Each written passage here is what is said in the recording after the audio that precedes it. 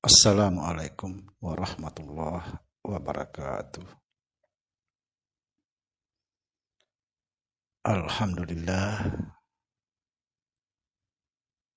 wassalatu wassalamu ala rasulillah, Sayyidina wa maulana Muhammad Nurullah,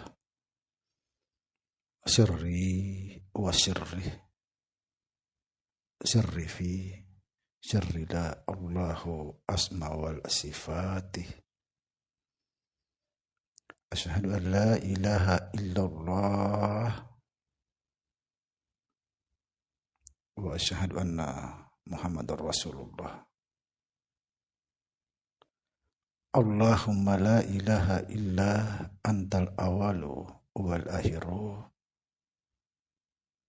wa antal batinu was zahiru.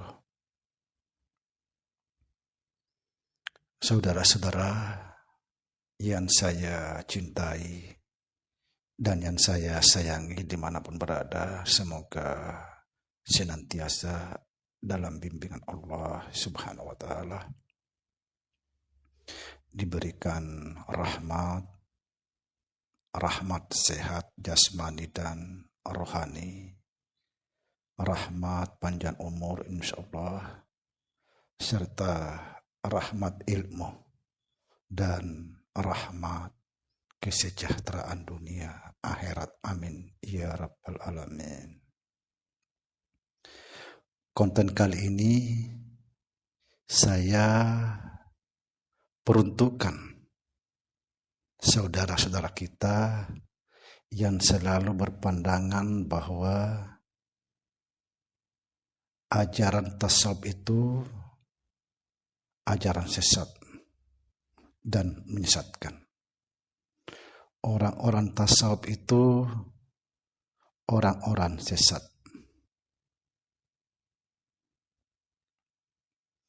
Saudara-saudara, ketika ada sebagian orang memandang bahwa ajaran tasawuf itu adalah ajaran sesat dan menyesatkan, maka orang itu harus kita pertanyakan. Jangan-jangan dia yang tersesat. Orang itu harus kita luruskan. Jangan-jangan dia tersesat. Bahkan sebagian ada yang pernah saya dengar bahwa Nabi Shallallahu Alaihi Wasallam tidak bertasawuf karena mereka tidak paham, padahal tasawuf itulah ajaran inti daripada ajaran Rasulullah Shallallahu Alaihi Wasallam. Seperti sering saya katakan di konten, apa sih arti tasawuf?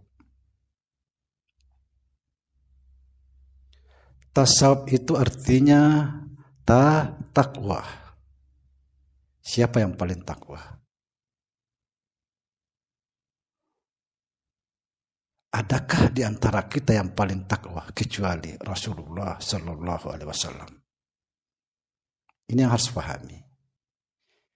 Sabar. Siapa yang paling sabar? Adakah di antara kita yang paling sabar kecuali Nabi Sallallahu Alaihi Wasallam? Warah. Siapa paling warah? Siapa yang paling berhati-hati? Adakah yang paling berhati-hati kecuali Nabi Sallallahu Alaihi Wasallam? Fana. Apa artinya fana? Fana itu mati. Mati tidak ada. Dia tidak pernah merasa ada.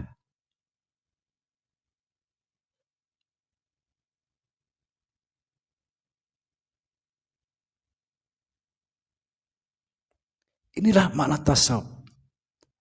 Tasawuf. Harus paham. Ketika ada seseorang yang mengatakan tasawuf itu sesat, sama saja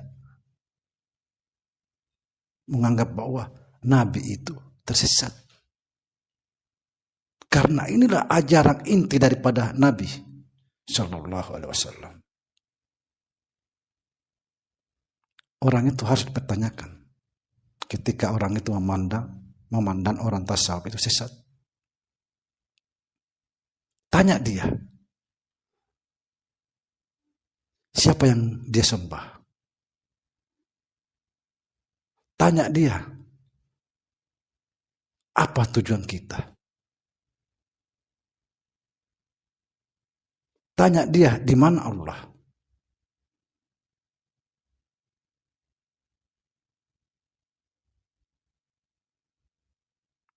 Kalau kita tanya dia apa yang dia sembah, kalau dia mengatakan Allah, tanya lagi di mana Allah? Siapa itu Allah? Allah itu nama.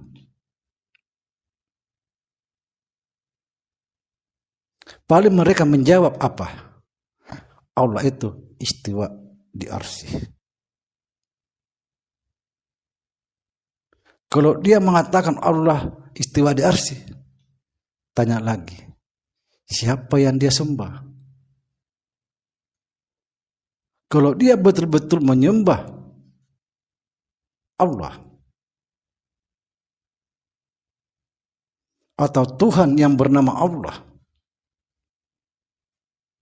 kenapa dia menghadap kiblat?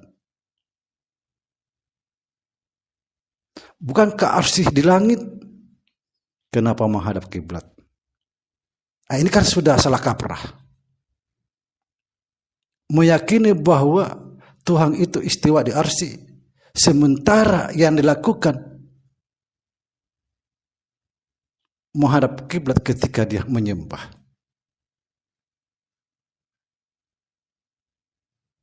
Siapa yang lebih tersesat?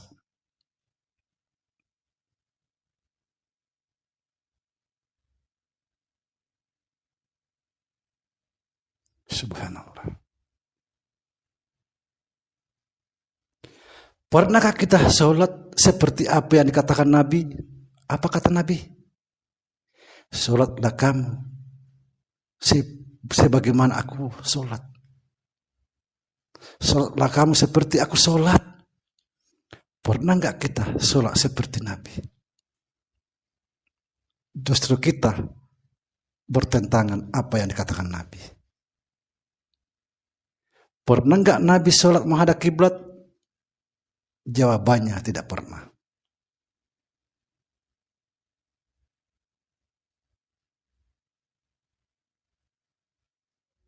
Kenapa kita menghadap kiblat?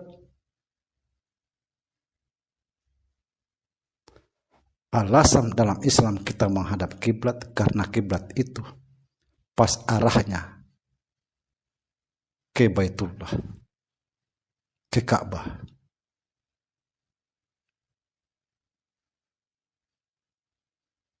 Apa itu Baitullah? Yang di Mekah itu hanyalah simbol. Baitullah yang sebenarnya di sini nih. Inilah hati yang disebut Baitullah.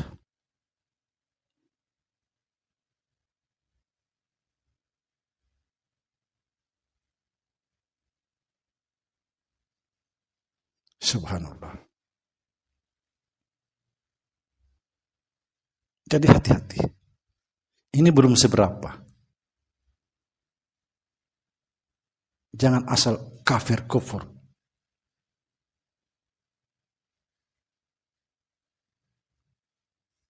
Hati-hati kita.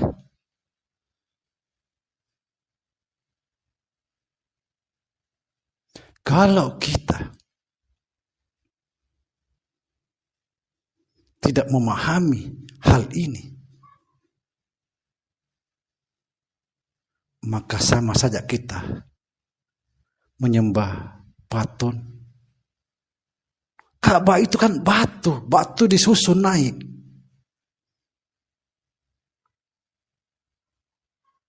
Susunan manusia.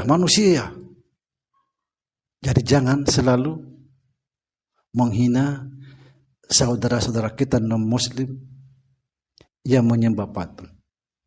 Karena bisa juga terjadi pada umat Islam. Bayangkan, setiap tahun dia ke Mekah, mengelilingi batu itu.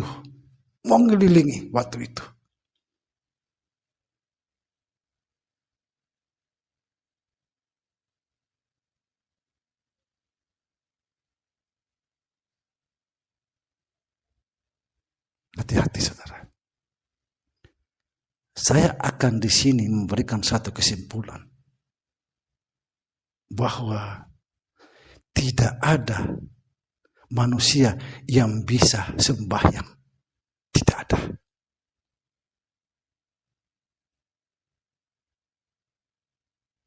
Karena manusia itu tidak punya apa-apa. Apa yang dia persembahkan kepada Allah.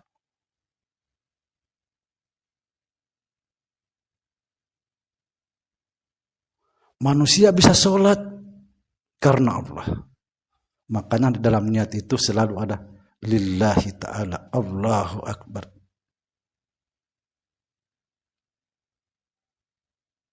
Tidak ada manusia yang bisa sholat tanpa campur tangan Allah.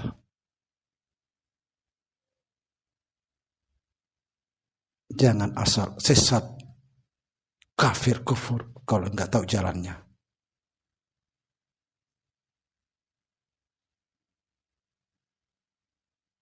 Hati-hati. Jangan sampai kita menyesatkan orang, padahal kita yang lebih tersesat. Sekali lagi, di sini saya mempertegas bahwa yang dimaksud orang sesat itu tidak tahu tujuannya. Siapa sebenarnya tujuan kita? Inna lillahi wa inna ilaihi raji'un. Kita dari Allah kembali kepada Allah. Kalau tidak tahu Allah, bagaimana mungkin bisa kembali?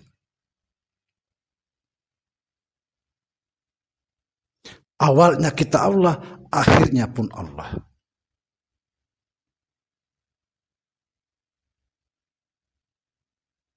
Semoga saudara semakin terbuka, semakin memahami apa yang saya sampaikan.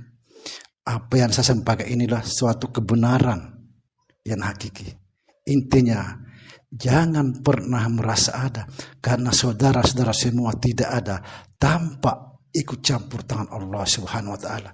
Bahwa Allah Ta'ala lah sehingga kita bisa makan, minum, tidur, sholat, dan lain sebagainya. Assalamualaikum warahmatullahi wabarakatuh.